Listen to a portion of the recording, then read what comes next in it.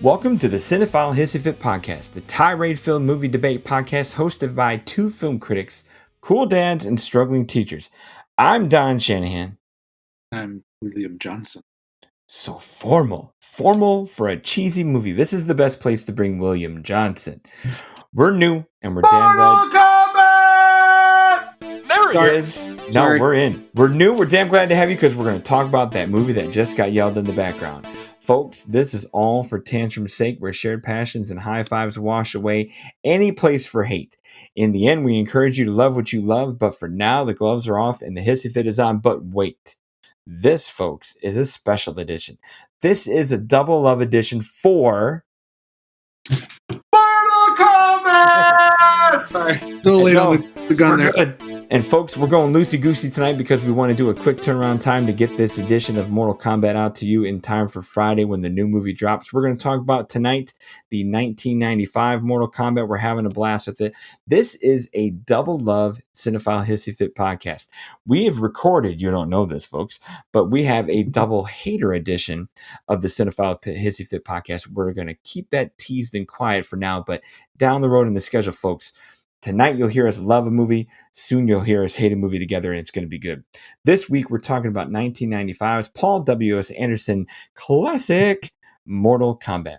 It's recommended by Will Johnson because he's the initial lover of this, and he found a kindred spirit in me rediscovering it as pregame homework in time for the new one. Our format's still going to be this and still going to be the same. The recommending lover of Will is going to go first. As the opener and initial man, he's going to get 5 uninterrupted minutes to shower his praise and state his high-minded case of why you should love this movie too.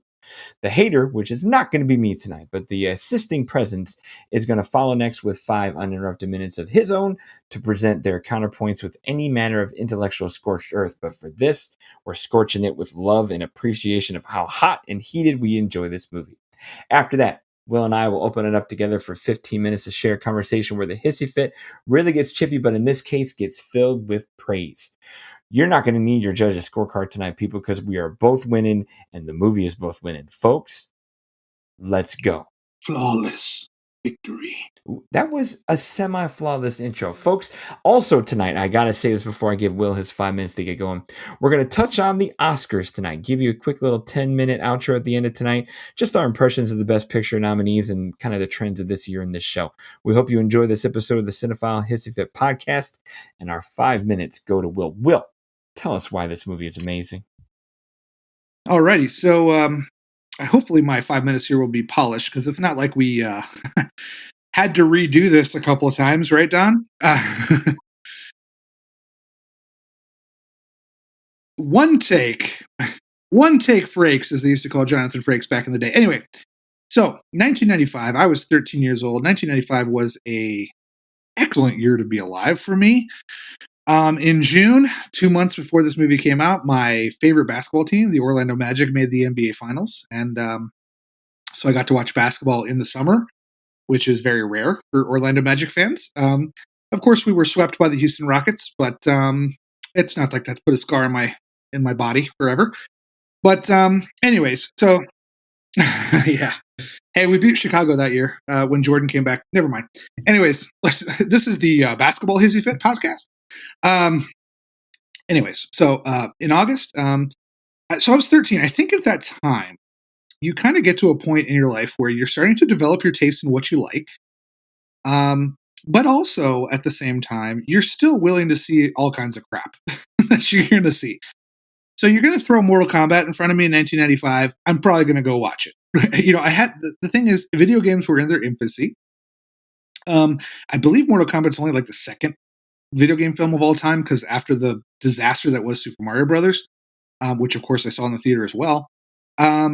So it's not like it was the sacred thing. It was very new. Like no one went into Mortal Kombat. You go into Mortal Kombat now, which you will be doing this week, and there's so many expectations and lore and mythology and stuff like that. This 1995 Mortal Kombat didn't have any of that. So it was Paul W.S. Anderson, the director's job, to basically create almost from scratch this world of Mortal Kombat. Because when you play the game, you're pretty much just playing cool dudes that fight each other. That's pretty much it. You might get an outro when you win. I only played with Scorpion. I drive my friends crazy. I'd do the transport or the teleport and then trip them, teleport back in front of them, punch them in the face, uppercut them, jump way in the back, do the get over here, uppercut them again, and then take my mask off and burn them with flame. It would take 13 seconds. And it was so frustrating that my friends never played with me. So I was pretty much just me playing Scorpion to the end. So really, I had no expectations going into the film. Nothing like tying me to it being like, well, this Mortal Kombat better be great.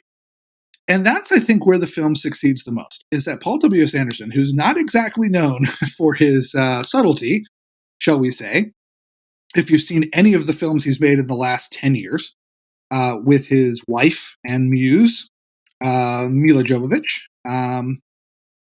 But yeah, he makes this film, and not only does he make it fantastical and very fun, but he stretches the budget out as far as he can and utilizes some excellent craftsmen. Um, there is, I don't know where my cast list went, but for one, let's talk about the cinematography. We're going to go into this a little bit more in the 15-minute section, but the cinematography by John R. Leonetti, who had a couple of hits here and there. Doesn't have like a huge resume. I mean, he's got a lot of work, but he did like The Mask and not a lot of huge hits under his belt, but kind of a workman, blue collar guy, let's call him. Who knows? He could be super rich. I don't know. But anyways, his cinematography is breathtaking in this film. If you go to my original Instagram page, a Nostalgia Bath, I honor this guy as much as I can because I don't think anyone thinks of Mortal Kombat when it comes to how it looks. People just remember the video games and the fighting and stuff like that.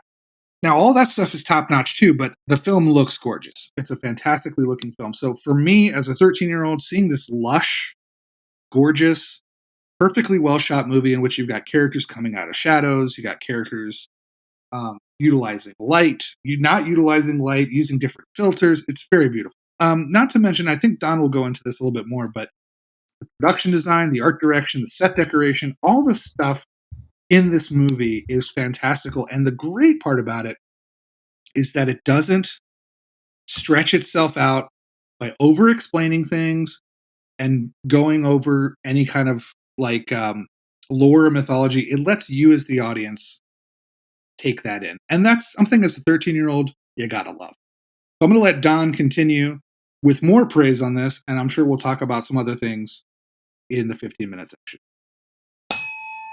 That's your best timing ever. Oh, wow. Well, that's not saying much. Right on the nose. Right on the nose. No, I'm right there with you. When I think about this movie and just the look of it and the fun of it, and I come at this not as a super duper hardcore all time lover of it. Like, I enjoyed it then. I got to rewatch it now, and I'm like, man, that was a lot of fun. I think of our conversation we had when we did Batman versus Superman recently on the Cinephile Hissy podcast. Please check it out, episode 4. Zack Snyder's Justice League, just to clarify. Justice League. Oh, but we talked about Batman versus Superman more there. But we talked about Batman and how we're both lovers of 60s Batman, the old Adam West, television show, and just how that knew how to look and feel like a fantasy property and did not take itself seriously. Or I think you had a great term during that show of like it still had his piss about it. I forgot what great turn of a phrase you said with it, Will, but this movie is a video game movie about silly looking characters of different designations and colors that just beat the shit out of each other. And there's not a lot of plot to put there in the video game, or there definitely wasn't a lot of plot to put there in the 2 video games we had in 1995 of Mortal Kombat. And to put some framing of some story and narrative around it, you don't need a lot. And at the same time, even the part you put in can kind of be questionable. But here comes this movie to just kind of breathe life into these characters and just, like, I think you said it in your 5 minutes, and you're going to say a little bit more here, is it just does it in an economical way where this movie is under 2 hours. It just moves right along and kind of pushes you right into this silly little world where all of these things could kind of be feasible and happen, or the over the top characters come from over the top places, but not so much so that it's gaudy and too much. Or if it's gaudy right to the right level. Kind of like 60s Batman. Colorful for the sake of colorful, fun for the sake of fun, and just rooted in the pulp that it comes from. And that's totally what you get in this, because this movie is just a blast. And it's a blast because of its practical effects and more realistic places to put your fantasy a little bit. And when you have that going on, it just looks great. So yeah, I've got to praise the production designer. This is a movie with had an $18 million budget, and it looks fantastic. You have John A. Carlson is the production designer here, and the art director next to him is Jeremy Cassells. Both have gone on to put some careers in television, and they had a great time in this movie just creating these fantastic locations to make this movie look great.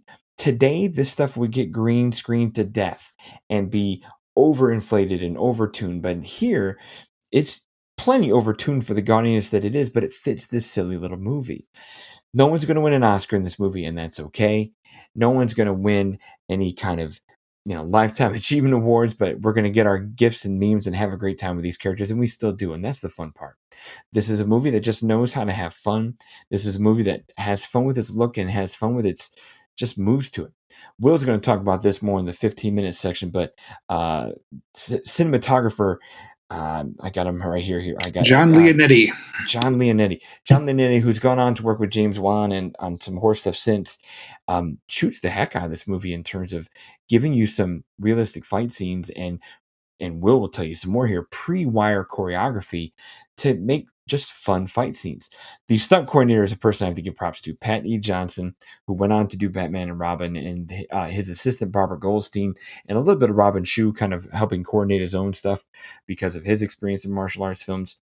The movie moves, and it looks great, and the silly action is there for the sake of silly action, but the characters look the part, and they feel the part, and they just take these characters and have fun. I'm repeating myself, but it's just the fun that this movie is.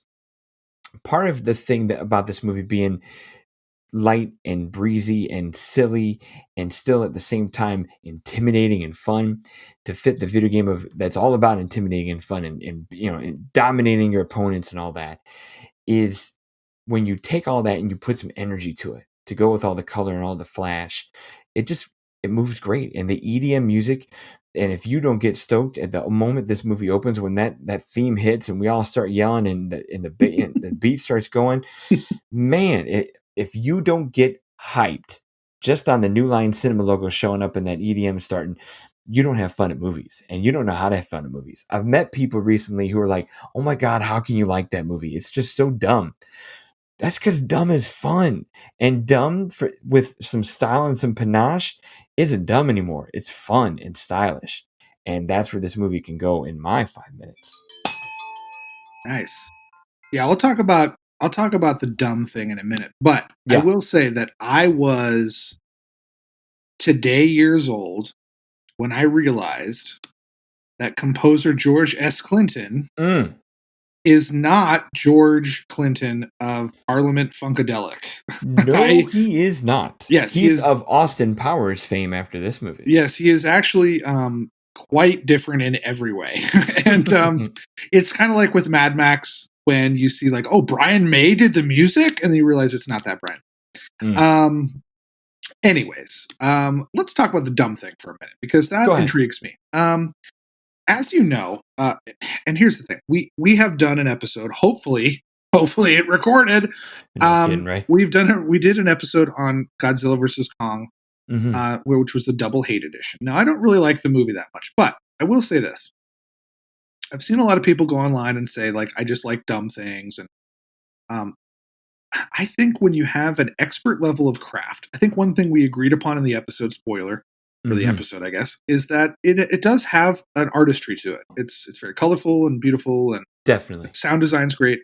So when people say this movie's dumb, and I look at the things we talked about cinematography, sound design, music, production design, set decoration, costumes, casting, which we'll go into in a minute.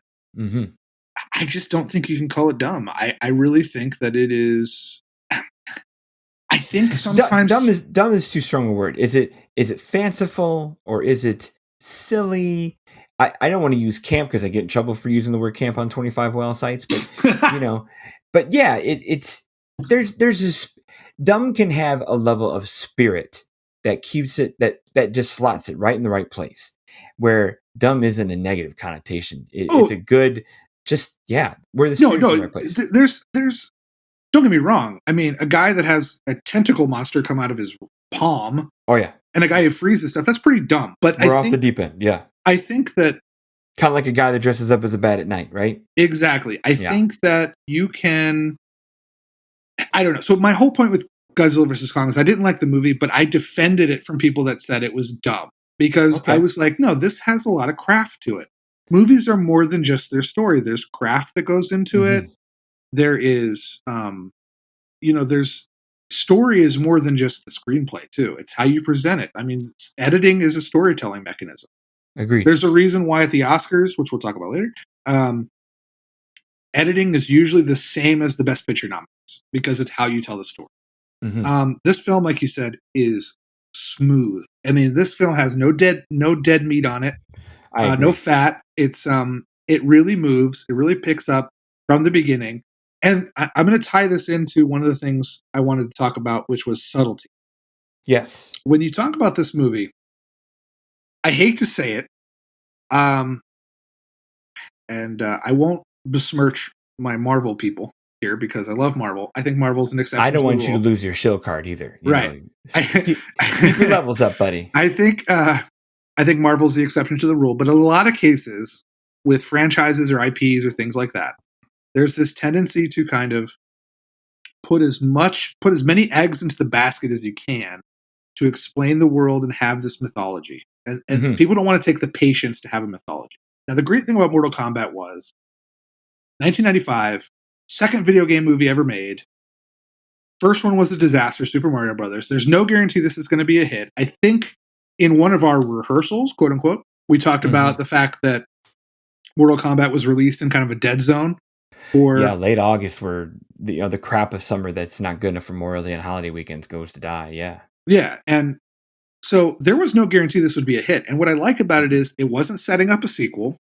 The ending is kind of kind of sets up a sequel, but I think that's more of like kind of a wink, wink, nudge, nudge to the idea that video games continue on, not that the movie's got a chance. Right. It wasn't clearly saying like, tune in next year when Liu Kang returns. Right. So it was more, especially for a sequel where 3/4 of this cast do not come back. yeah, which we'll get into in a minute. But so the thing is that you have somebody like Raiden, right? This might be blasphemy to people, but the thing I love about Raiden, whether it's a good actor or not, which we'll also debate later, he reminds me of Yoda. That's a Yoda in The Empire Strikes Back, not in the prequels. The thing about Yoda in Empire Strikes Back is you never really see him be this masterful Jedi. He does a couple of things that pique your interest, that make you go, I wonder what he was like back in the day. Like it lets you write the story yourself in your head. Yeah. And what I like about Raiden is, with the exception of like one moment, he never really uses his power. You automatically get the impression that he is the super god who could kick the shit out of anybody. And they never do it. And the other thing is this is what I fear about the new Mortal Kombat movie coming out, is I really like that the characters aren't based on their special moves from the game. Right. Those are more fluid in their development. Like, for instance, you get the shadow kick from, I don't know if that's what it's called. Please don't lynch me. The shadow kick from Johnny Cage. Yeah, the kick from Johnny Cage. Right. He's got that shadow kick. He uses it once. Liu Kang and the fireball. Liu Kang and the fireball is a culmination that comes out once. Right. They actually kind of narratively build up to his fireball. In the video game, you can shoot fireballs all day. Oh yeah. But in this one, it's like he has to unlock that power, to use it. And it's actually very powerful when he's just using like martial arts moves. And then right at the end, when he's finally defeating the villain, he just shoots this fireball out. And you're like, holy crap, that was awesome. Like if he was shooting fireballs left and right, it'd be kind of boring. So yeah, it'd be overdone and overtuned. And I have the same fear too about the new one, and maybe this is I think one of the criticisms of this old one is that it kind of pulled punches and did a PG-13 thing for a video game that was very known for its bloodlust. So obviously the new one is promising super graphic violence, which I think is an untapped place that this movie can go. But I wonder, my fear is how they're going to get there. Are they going to do it by over tuning it all just for the sake of over tuning it all. Because you're right, the strength of this movie for a video game property that has no subtlety is to bring a movie that does. Mhm. So when my fear is that the new movie is just going to be as in your face as possible, just for the sake of being in your face, big, loud, and dumb. And look what we can do with effects. Look what we can do with violence when you give us an R rating. And of course, the effects of now, definitely are going to look better than Lizard and a few things here. Mm. But Reptile, but not when lizard. you do that, Sorry. no. But when you go Guardian, do the big old effects, you lose one of the things that comes from subtlety, which is character. The fact that they're building up to these places and that you've got some humans underneath those colorful shells playing these parts, even though they're not very deep parts, you still have some heroes and characters you grow to learn and root for, and not just look at and go, can you do the cool thing again? Because they're going to do the cool thing over and over again with the one move they've got. Yeah, no. In the new one, that's the word. Yeah, what I do like about the new one is that it seems to be a cast of mostly unknowns, which is cool. Yeah, much like this one at the time. Now, let's talk about the casting. I do want to cover some technical stuff in a minute, but I really like the cast for this film. I think we both are in agreement that Cary Hiroyuki Tagawa as Shang Tsung is having the time of his life, and he's you really just he's just having so much fun, and you just love his. And he's still spooky. He's still evil, but he's got that squint when he's not doing the wide. Like his range of just from his nose to his forehead is incredible, because he can do the raised eyebrows, but in a calm fashion. He can do the full wide eyes, like he's going to take away your soul, and then he can squint and just deliver a line in a small little way that isn't overemphasized. But yeah, he's overacting and having a blast. Yeah, and it doesn't take away from the movie. No, not at all. It adds to it because you kind of need to have that, mainly because you've got a few flat characters other places, or at least a few flat actors. While we both praise Tagawa, I think we both agree that Bridget Wilson Sampras, now she's Pete Sampras' wife, is terrible. A role that was originally going to go to Cameron Diaz. Not that that's much better as an actress, but she'd be a lot more fun. I think she'd be a lot more fun. But there's some really good stuff. Trevor Goddard, who plays Kano, really takes use of all the screen time he has and really relishes that role. He's literally spitting from screaming in this movie. It's great. One of my favorite Bond girls, Talisa Soto from License to Kill. Not a great actress, but they use her very seldomly and usefully. Like you said, I think the term you used was economic. Like they use everything economically. Robin Shao, I think, is a good hero. I mean, he's, like I said, not another like deep actor, but he's got presence. He's physically interesting. He's got a lot of good moves. But one person I wanted to give a shout out to, and I wish that this movie, because this movie was a success. It was a very good success. $18 million budget turned into 122 domestic. That's a great return. Yeah, and I'm sure it did well overseas too. And physical media after that, it's had a long shelf life. But I think the next to Tagawa, the actor of the movie is Lyndon Ashby, who played Johnny Cage. Agreed. I think he's great. I think he's charming. I think he's actually got some, like, you can tell it's not his stuntman. If it is his stuntman at any point, you can't tell. I agree. He's great. And really, I didn't see him until 12 years later. I mean, he did a lot of TV work and soaps and stuff. He sure did. But he showed up in Resident Evil Extinction, which was another Paul W.S. Anderson thing. And I was so happy. And people were in the audience were like, why are you happy that this guy's showing up on screen? I'm like, it's Johnny Cage. He's in another movie. But Lyndon Ashby's fantastic. I wanted to give him props. But I think the question that we might be divided on, casting-wise, is Christopher Lambert or Lambert. I'll start the soapbox with this one.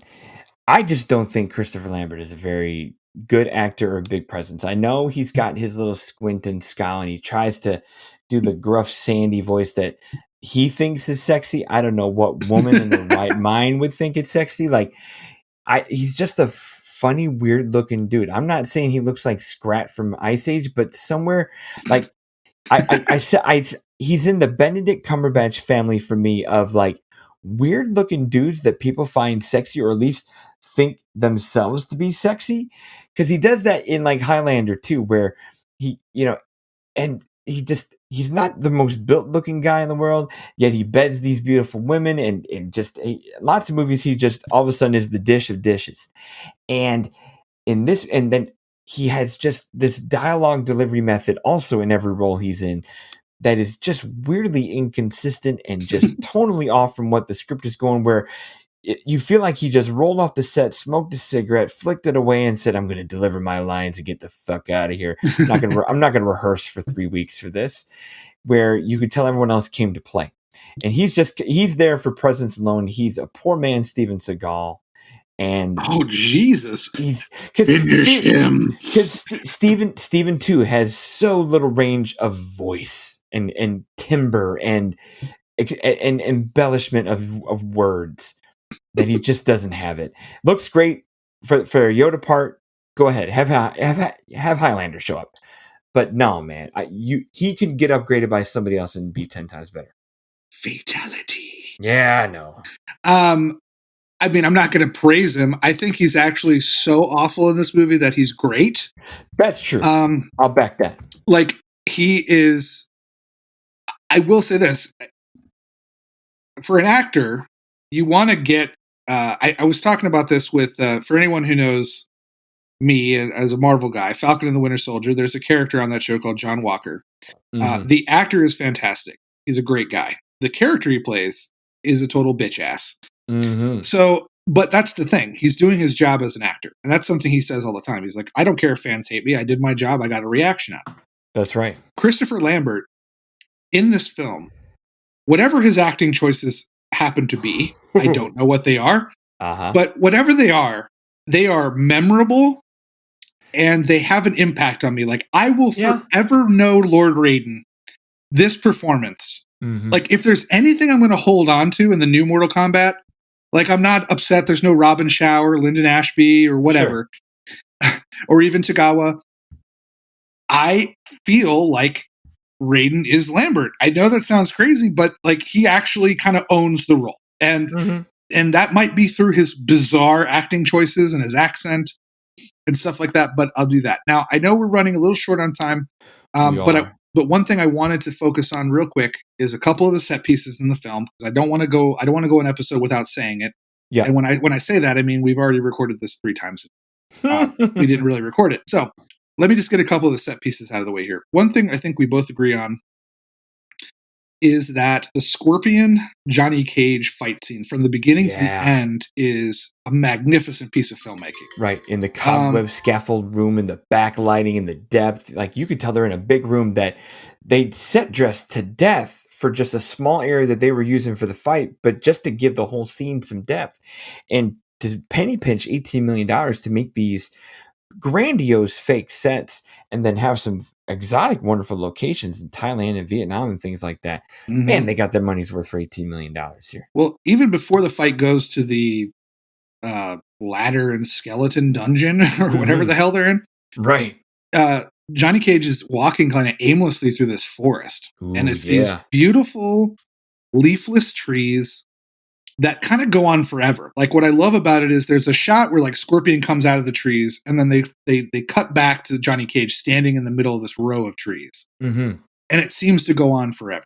Like, it's almost dreamlike, because it's like there's no end. There's no, it's only horizon and it's all trees. It's beautiful. And that's a physical location. Somebody today would green screen that in a half-ass job.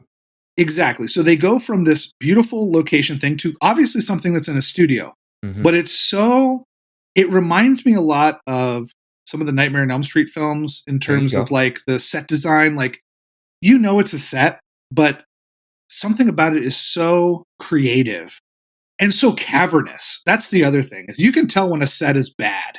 Yeah. Like a set like this, where you really feel like there are corners and little walkways you can go into, and other, you know what I mean? Like, there's actually there's actually layer dimension where sometimes it's dinner, sometimes it's tunnels. Some of those fight locations, like the Sub-Zero Liu Kang fight, you got nooks and crannies and spots, not just like a mat in some space and say, all right, guys, have fun, see you in a little bit.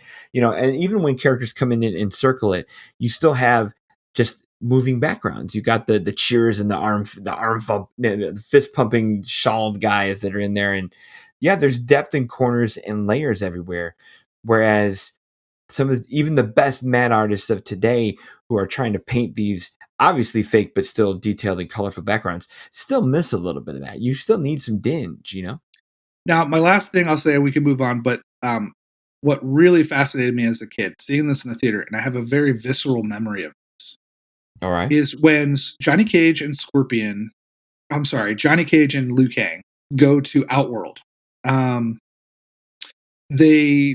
Outworld is kind of like this post-apocalyptic kind of just, it looks like a bombed out Europe. It looks like something from the Third Man or something. It's just like these, I don't know where they filmed this. I mean, because it's clearly not a matte painting. It's not a set, because it's a lot of big buildings that look abandoned and kind of dressed down. But I'll always remember there's a scene, and this goes to the cinematography of John Leonetti. There's a scene where I think Liu Kang and Johnny Cage, I keep wanting to say Scorpion. I don't know why. They are kind of like in the bottom right of the screen. And behind them is this large expanse of Outworld. And you've got these we kind of go to this endless idea of like this landscape, There's kind of like this endless landscape of these destroyed buildings, and there's kind of fires everywhere. And if you look in the very back left, this is a detail that always impressed me. There is, what you can see is the shadow of someone running way in the background. I'm talking about, like, you'd have to see this for the third time like I did in the theater to notice.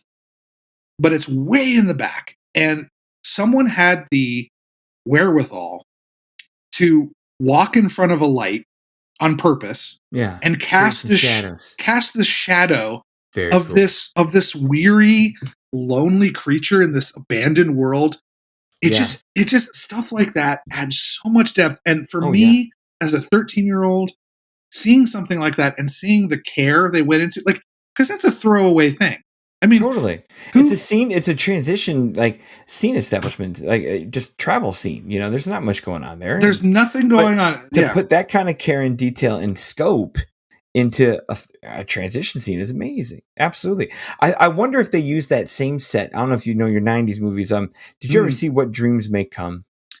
I did. Yes. But, like, when they get like that walk down to hell with Cuba Gooding Jr. and it looks familiar. It looks the same. Like that same like old barge that's dressed up with bad souls, but obviously they dressed it one way for this and they'll dress it a different way for another thing. But same kind of scene. Like, it's used to be a transitional checkpoint for something else that you're trying to get to, but it looks amazing. Practical set again. And then we'll just do lightning round on this one real quick. Yeah, you bet. I think we talked about it before, and it needs to be mentioned. There are two primary effects in this film. I want to know if you think they work or don't work. The first one is Goro. Yeah. The second one is Reptile. Ooh, well, my lightning round answer is 1 out of 2. Okay. Well, 3/4 of 1 out of 2. So, Reptile looks terrible, but I also am aware enough to go, hey, it's 1995. We've seen, we admire and love worse effects in worse films. So, and I know it looks. My comp I keep thinking about in my head is 2 years later, Spawn looked just as bad. And I know you're going to say something like Virtuosity or Lawnmower Man, where that was about the scope of texture they had for online things back then, or for computerized images back then. And they did their best. And they still use them in a small enough way to do the camouflage in other scenes that it's horrible, but it's not obtrusive. Goro, I kind of love, but then kind of go, oh man, I know they could do a little better if they had a little more time and maybe another couple servos in the robot. But it's to have a physical presence between, whether that's half animatronic and half dude in a suit, that's awesome. Because how many times have we seen in other movies a CGI creature, even straight up in the Avengers, the Hulk, like 100% of the time in an Avengers movie, the Hulk is not there. They are acting against air. They are pushing against, tennis balls and things that are in green suits. So to have big old Goro coming in with full puppetry, the scowling eyes, the look, the shade, the shadow, the muscles, it's not the fastest moving thing in the world. It's not the tightest looking model in the world, but he looks freaky. And the mouth cannot ever match the dialogue coming out of it. But he still is physically in a scene, especially when you combine that with the sets and the way they light him and the way they use him and the way that stunt coordinators act against him.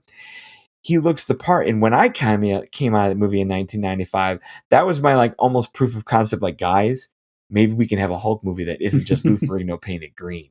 Oh God! And then Ang Lee got a hold of it, and Ang Lee, and same thing. Ang Lee did his best with 03 standards, but at the same time, it's been beat since then. What's your lightning round answer for Reptile and Goro? So Reptile looks horrible, and I think we can agree on that. It looks terrible. I don't want this to be a Brett Leonard dumping party, but finish him.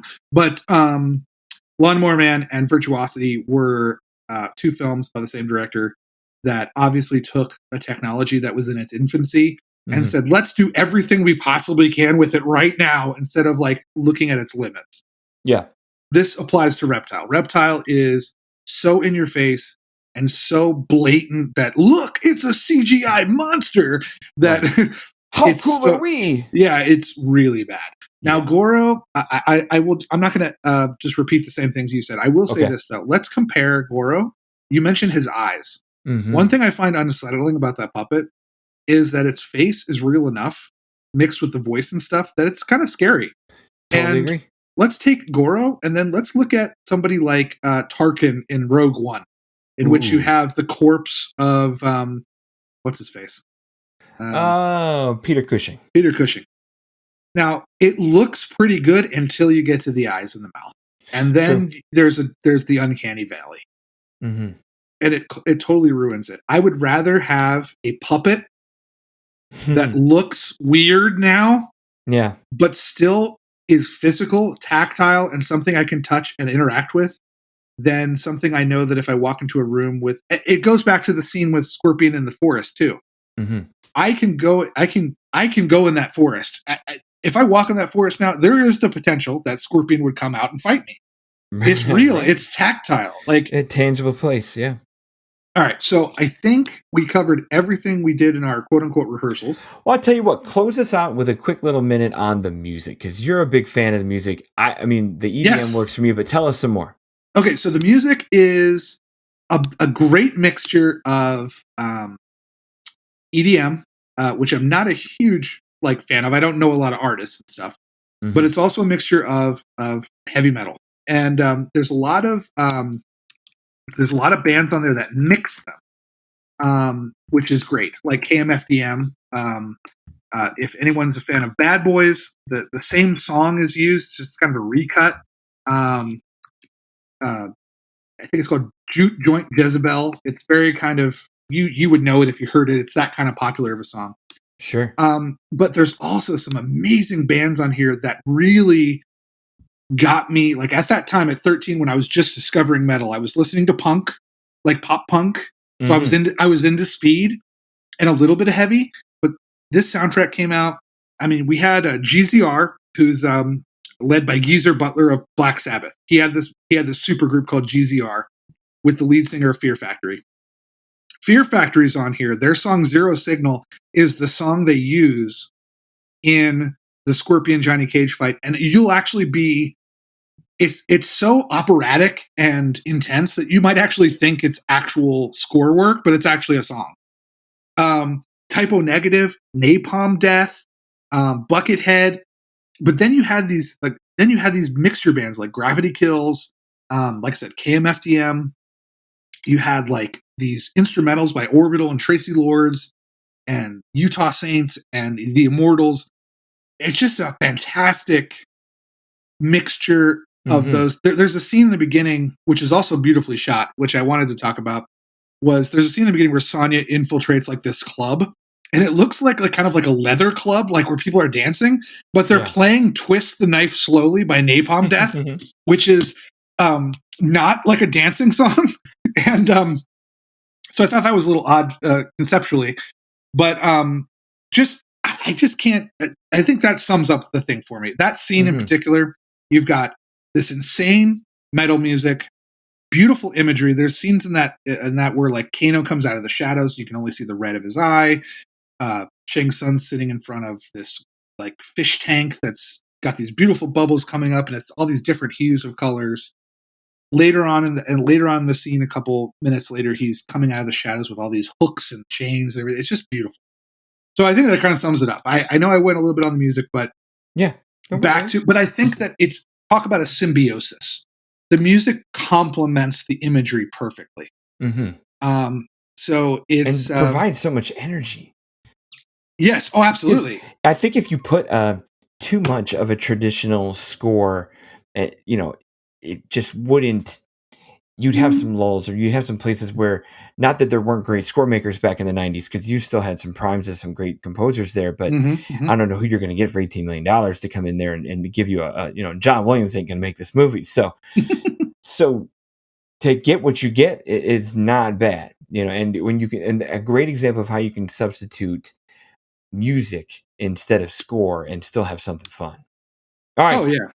Can we close Mortal Kombat? Yes, I wanted to say things. The Mortal Kombat soundtrack was 2 times platinum, and go. was number 10 on the Billboard 200. So it was a huge soundtrack. Oh yeah, and I still to this day listen to that soundtrack. So we're talking how many years? You're the math guy. That's 20. That's 26. 26 years. I still pop that CD in. Well, maybe not the CD, but anyways, yes. All right. So follow us on Twitter at Cinephile Fits. And on Facebook at Cinephile Hissy Fits Podcast.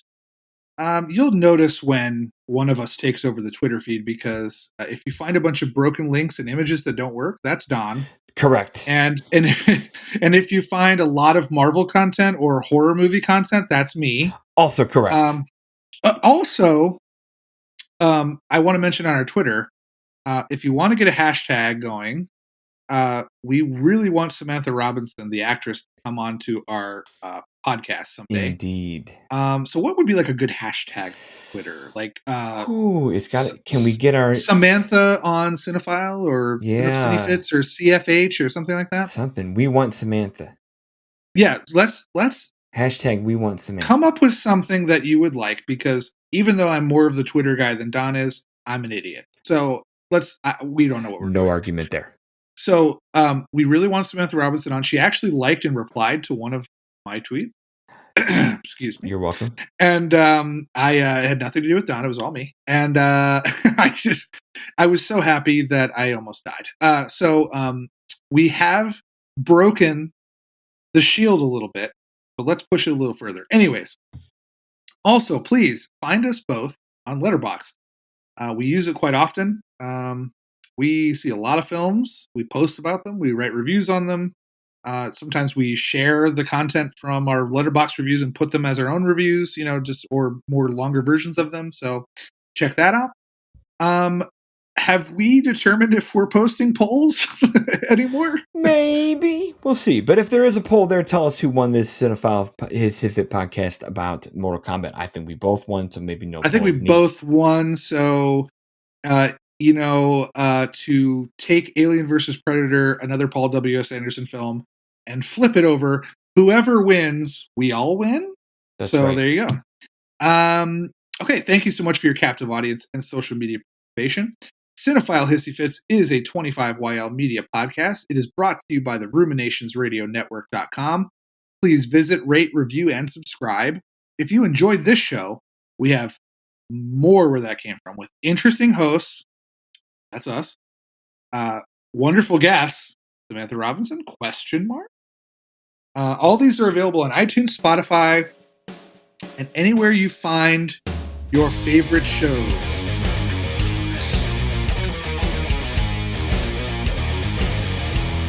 What's up, gang? This is Hoptimus. You've been listening to one of the great new podcasts from Ruminations Radio Network. If you want some more tasty sound vibes, come check out my new podcast, The Retro Futurist Culture, where we talk about alternate timelines, cyberpunk, anime, and other crazy worlds. If that does not strike your fancy, we have plenty of other great shows at ruminationsradionetwork.com.